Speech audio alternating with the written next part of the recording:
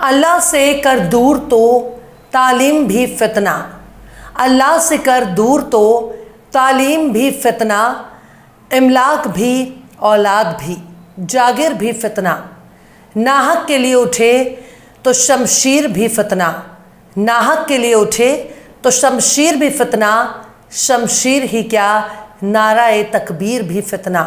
सलाम, नमस्ते, सत श्री अकाल।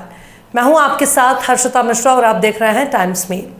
पूरी दुनिया में इस वक्त सबसे बुरे दौर से एक ही इलाका गुजर रहा है और उसे इलाके का नाम है गज़ा। गज़ा और गज़ा।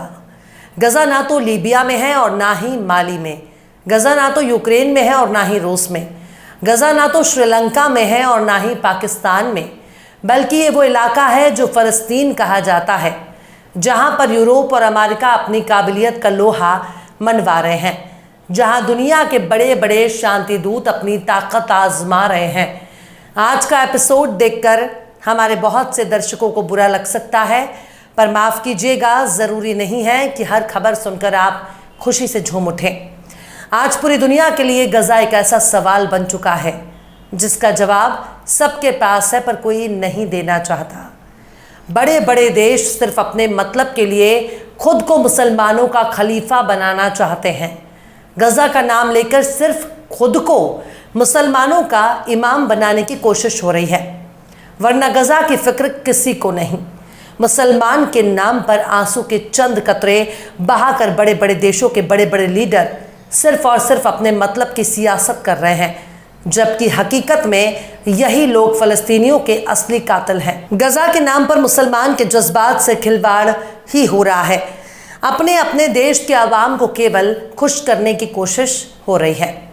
हालाते हाजरा देखने के बाद एहसास हो रहा है कि हम कितने बड़े मुगालते में जी रहे हैं। हम उस सऊदी अरब को बुरा भला कहें या फिर उस तुर्की पर लानतें भेजें जो बातें बहुत बड़ी बड़ी करता था पर कुछ नहीं कर सकता, जो बहुत ताकतवर है पर अमेरिका के गुलाम से बाहर नहीं आना चाहता।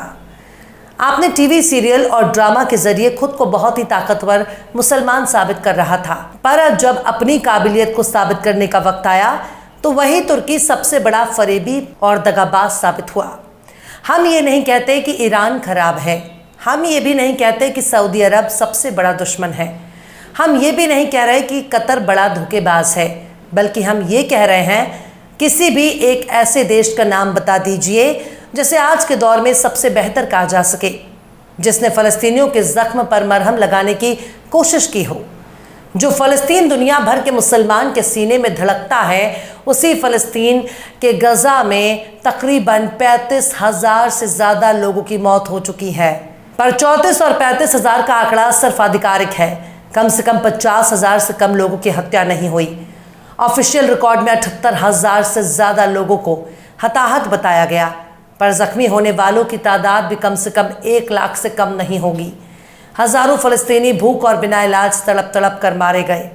किसी को 2 गज़ ज़मीन नसीब हुई, किसी को इजराइल ने हाथ पैर बांध कर दफन कर दिया। आज गज़ा के भीतर कई सामूहिक कब्र मिल रही हैं, जिससे पता चलता है कि लोगों के हाथ पैर बांधकर गोली मार दी गई, कई तो जिंदा ही दफन हो गए, किसी को कफन नसीब हुआ, कोई बेकफन ही दुनिया से रुखसत हो गया। आसमान से गिरने वाले गोला बारूद और केमिकल ने लोगों को चुन चुन कर निशाना बनाया। दुनिया भर में कभी सऊदी अरब की मुखालिफत हो रही है तो कभी ईरान पर उंगलियां उठाई जा रही हैं, कभी यूएई को काला धब्बा बताया जा रहा है तो कभी जॉर्डन को गद्दार कहा जा रहा है, कभी मिस्र को बुरा कहा जा रहा है। सऊदी अरब जिसे तमाम मुस्लिम दुनिया में सबसे बड़ा देश, सबसे बड़े ताकतवर अमीर देश के तौर पर देखा जाता है, वो खुद इजराइल से अपने रिश्ते सुधारने में लगा है। शाह फैसल इन्हीं के पूर्वज थे जिन्होंने अमेरिका को ललकारा था, जिन्होंने तेल पर रोक लगा दी और कह दिया हमारे बाप दादा दूध और खजूर पर ज़िंदगी गुजारते थे, हम भी जी सकते हैं, पर तुम लोग बिना तेल नहीं चल सकते। पर बात सिर्फ सऊदी अरब की नहीं है, बात उस देश की भी होनी चाहिए जिसे दुनिया ईरान के नाम से जानती है, जो बहुत बड़ी बड़ी बातें करता है, जो इजराइल को कोई देश ही नहीं मानता। बात भी बिल्कुल सही है, इजराइल कोई देश नहीं है, फ़लस्तीन है जिसके इलाके पर कब्जा करके पश्चिम ने इजराइल का वजूद कायम किया। पर ईरान के पास भी मौका था कि इन 35,000 लोगों को लाश बनने से रोक सके। आज अगर फ़लस्तीन के लिए वाकई दिल में मोहब्बत होती, गजा में 35,000 लोगों की लाशें इंसाफ ना मांग रही होती। पर माफ़ कीजिएगा, हर देश फ़लस्तीन के कातिलों में शुमार है। गजा के पास उसकी आर्मी, नेवी और एयरफोर्स नहीं है जो अपना बचाव कर सके, इसलिए आज रफ़ा कब्रगाह बनने के लिए मजबूर हो चुका है। गजा में कुछ नहीं बचा। कुछ नहीं का मतलब कुछ भी नहीं, ना बच्चे, ना बूढ़े, ना बुजुर्ग और नौजवान। वहाँ पर जिंदा नजर आने वाले सिर्फ एक जिंदा लाश है, जिसको सिर्फ मस्जिदों में बैठकर दुआओं में याद किया जा सकता है, जिसे घर में बैठकर आंसुओं में याद किया जा सकता है, जिसके लिए रब की बारगाह में हाथ फैलाकर हिफाजत के लिए दुआ की जा सकती है। बाकी कोई भी देश उन पर होने वाली बमबारी को रोक नहीं सकता। कुछ दिनों पहले आपने देखा था, ईरान ने अपनी ताकत का मुजाहिरा करते हुए इजराइल पर हमला किया और रोकने के लिए खुद जॉर्डन ने बड़ी भूमिका निभाई। अरब के देशों में एक बड़ा किरदार निभाया। इजराइल को बचाने के लिए अमेरिका समेत कई देश मिलकर सामने आ गए। लेकिन ईरान अगर सच में गजा के लिए संजदा होता तो 35,000 लोगों की मौत नहीं होती। 35,000 तो दूर की बात है, अगर एक भी देश गजा को बचाने के लिए सामने आया होता तो गजा में 35 लोग भी नहीं मरते। तमाम मुस्लिम देश गजा के नाम पर केवल अपनी रोटियां सेक रहे हैं। कोई मध्यस्थ की भूमिका निभाकर खुद को अमेरिका का सबसे बड़ा करीबी बनाना चाहता है, तो कोई गजा पर ही कब्जा करना चाहता है। सऊदी अरब के हालात तो इस हद तक बुरे हैं कि वहाँ फ़लस्तीन का नाम लेने पर आपको गिरफ्तार किया जा सकता है। मिस्र में कुछ फ़लस्तीनी रफ़ा बॉर्डर को पास करके अपनी जान बचाते हैं तो मिस्र की आर्मी उनको पीटने लगती है। आखिर हम कौन से मुसलमान देश की बात कर रहे हैं? आखिर हम कौन से ऐसे देश को अपना भाई मानते हैं जिसने फ़लस्तीनियों की जान बचाई हो? मुसलमान देशों में केवल शाह फैसल ही आखिरी मर्द था जिसने घुटने नहीं टेके। इस खबर को लिखते वक्त दिल को कितनी तकलीफ हो रही होगी। बल्कि ये सोचिए कि जो 35,000 लोगों के कातिल अभी भी खुद को मुसलमान समझ रहे हैं। आज से 70 से 75 साल पहले इसी अखंड भारत से अलग होकर पाकिस्तान बना, जिसे पाकिस्तान वाले बहुत बड़े इस्लामिक देश के तौर पर जानते हैं। शुरुआत में शाह फैसल के साथ ये भी खड़ा रहा, पर आज पाकिस्तान कहाँ पर नजर आ रहा है? आज पाकिस्तान पूरी दुनिया में अमेरिका की कदमपोशी कर रहा है। सऊदी अरब सिर्फ डांट दे तो कांपने लगता है, जो अपने फ़ायदे के लिए कभी रूस के पाले में बैठ जाता है तो कभी अमेरिका की गोद में बैठ जाता है, कभी अमेरिका से पैसे मांगता है तो कभी चीन से कर्ज लेता है। आज वही पाकिस्तान अपनी अंदरूनी सियासत से लड़ रहा है, जिसकी पहचान कभी फ़लस्तीन के लिए लड़ने वालों में हुआ करती थी।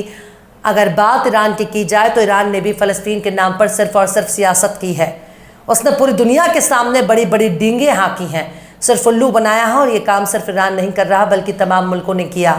आज अगर कोई भी मुसलमान मुल्क मुजाहिद समझ रहा होता तो कम से कम 35,000 फ़लस्तीनी मारे न गए होते।